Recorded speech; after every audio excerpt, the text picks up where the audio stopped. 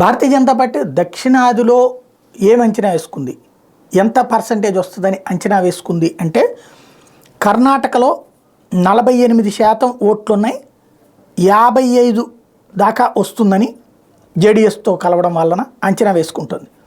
తెలంగాణలో 20% క్రిందటిసారి ఉన్నాయి, ఇప్పుడు 30% దాకా ఉన్నాయని, 35% దాకా పెరిగేటువంటి అవకాశం ఉందని. మొన్న కర్ణాటకలో కూడా 35 వచ్చినాయి, ఇప్పుడు 45 ఇప్పటికే ఉంది, 55 అని అంచనా వేసుకుంటుంది. అట్లాగే తెలంగాణలో 30% ఇప్పుడున్నాయి, 35 దాకా వెళ్తుందని అంచనా వేసుకుంటుంది. తమిళనాడులో 12% ప్రస్తుతం అంచనా వేస్తుంది, ప్రస్తుతం ఉందని.